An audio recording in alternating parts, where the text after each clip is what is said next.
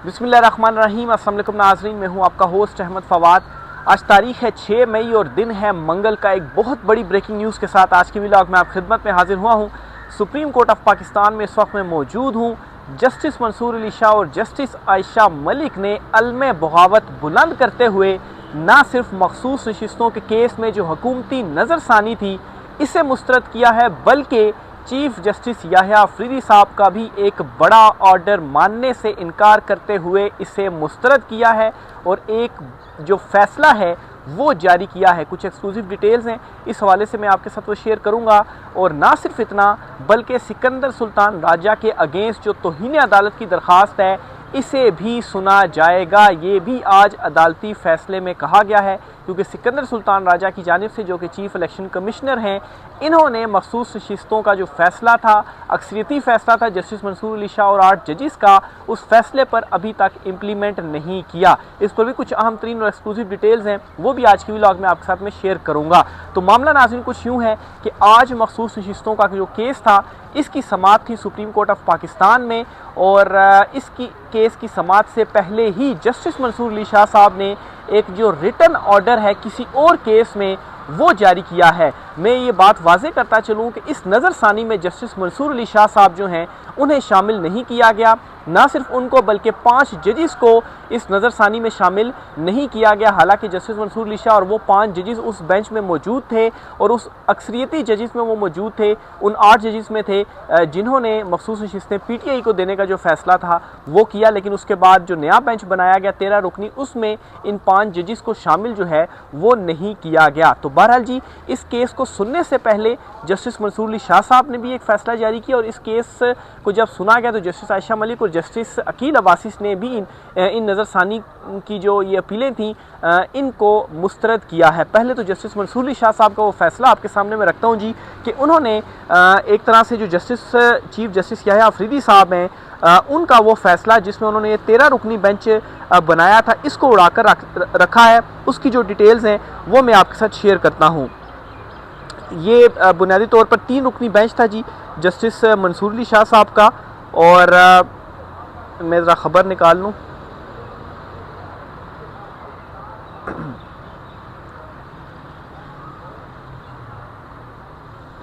तो समाअत शुरू होने से तकरीबन कुछ मिनट्स पहले ही, या आप कर लें जी कि 1 घंटे के करीब पहले ही जो फैसला था वो जारी किया गया।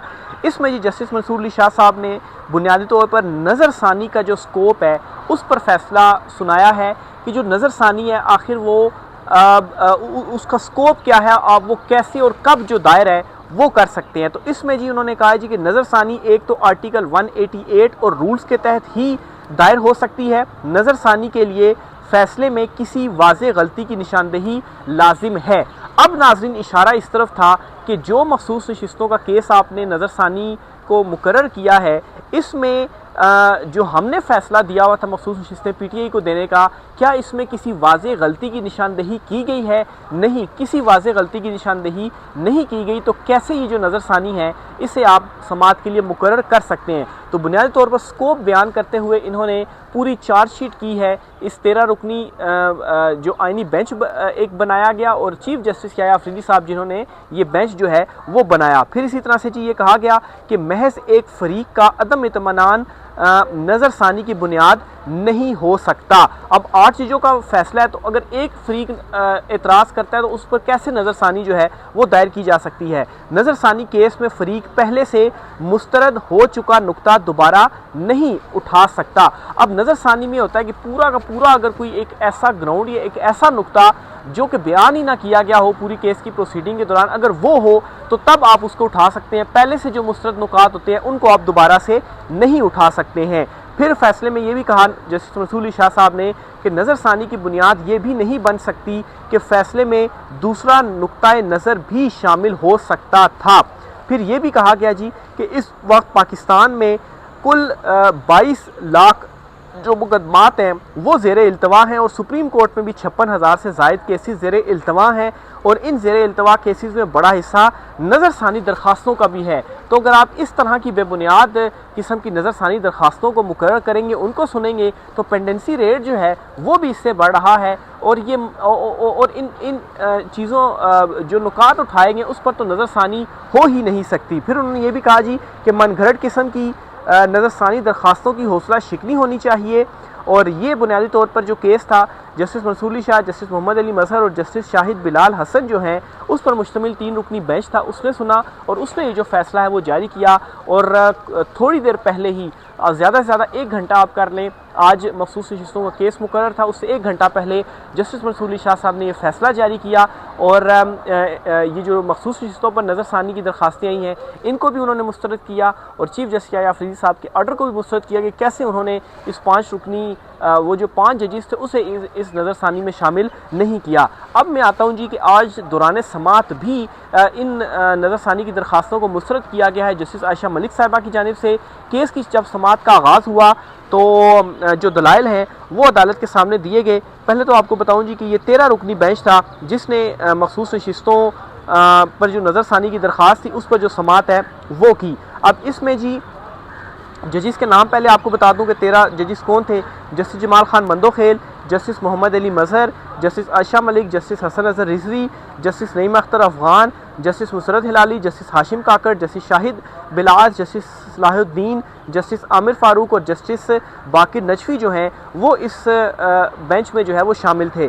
इसमें मुस्लिम लीग नून के जो वकील हैं आज उन्होंने दलाइल दिए और वकील जो हारिस अजमत थे वो रोस्टम पर आए और उन्होंने अदालत को बताया कि मखसूस नशिस्तें एक ऐसी जमात को दी गई जो केस में फरीक नहीं थी, जिस पर जस्टिस आयशा मलिक साहिबा ने ये कहा जी कि इस नुक्ते का जवाब फैसले में दिया जा चुका है, तो दोबारा कैसे आप ये नुक्ता उठा रहे हैं। आपकी नज़रसानी की जो बुनियाद है असल में वो क्या है। वही बात जो जस्टिस मंसूर अली शाह साहब ने की, वही बात जस्टिस आयशा मलिक साहिबा ने आज केस की समात के दौरान भी की कि नज़रसानी की बुनियाद क्या है।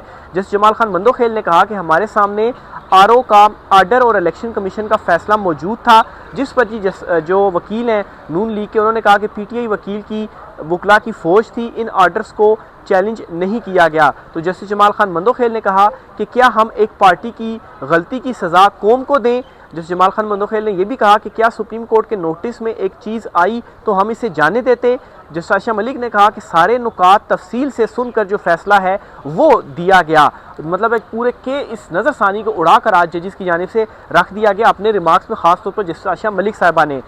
इसी तरह से जस्टिस अकील अब्बासी ने यह कहा कि आप नज़रसानी में अपने केस पर दोबारा दलाइल दे रहे हैं। भाई दोबारा दलाइल क्यों दे रहे हैं? आप उन नुकात के ऊपर दोबारा नहीं कह सकते, नुकात एक दफ़ा सुनकर मुस्तरद किए जा चुके, तो दोबारा आप वो क्यों बातें बता रहे हैं। फिर जस्टिस अकील अब्बासी ने कहा कि आप नज़रसानी के ग्राउंड नहीं बता रहे। जस्टिस आयशा मलिक ने कहा कि क्या फैसले के ऊपर अमल दरामद हुआ था। अब देखें जी कि अभी तक इस फैसले के ऊपर अमल दरामद भी नहीं हुआ और जब जस्टिस आयशा मलिक ने यह नुक्ता उठाया और जस्टिस अकील अब्बासी ने भी ये कहा कि फैसले पर अमल दरामद ना होने पर जो तौहीन अदालत की दरख्वास्त है वो भी इस वक्त मौजूद है, तो मुद्दा तो असल वो है, आप नज़रसानी जो है वो ले आएँ। तो इस पर सलमान अकरम राजा मौजूद थे, उन्होंने कहा कि तौहीन अदालत की जो दरख्वास्त है वो भी आज लगी हुई है। तो जस्टिस आयशा मलिक ने कहा कि ये केस बहुत तफसील से सुना गया था, सुप्रीम कोर्ट के फैसले पर अमल दरामद हुआ है या नहीं हुआ। तो इस पर नून लीग के वकील क्या कहते हैं जी कि मुझे इस पर कन्फर्म नहीं है। अब सारी दुनिया को पता है, बच्चे बच्चे को पता है कि मखसूस नशिस्तों का फैसला आया और इलेक्शन कमीशन ने उसके ऊपर इम्प्लीमेंट नहीं किया, और नून लीग के वकील कहते हैं जी कि हमें नहीं पता कि फैसले के ऊपर जो अमल दरामद है वो हुआ है या नहीं हुआ, हमें कन्फर्म नहीं है। और वो नज़रसानी में खड़े हो गए, ज़ाहिर सी बात है वो ये क्यों बताएंगे कि नहीं इम्प्लीमेंट हुआ, वो तो अपना केस को डिफेंड करेंगे, लेकिन नज़रसानी के जो ग्राउंड्स थे वो आज नहीं बताए गए। फिर इसी तरह से जी जस्टिस आयशा मलिक ने, जब उन्होंने ये वकील नून लीग ने ये कहा ना कि मुझे कन्फर्म नहीं, तो जस्टिस आयशा मलिक ने ये कहा कि आप अदालत के सामने खड़े हैं, ये क्या बात हुई कि आपको कन्फर्म नहीं है।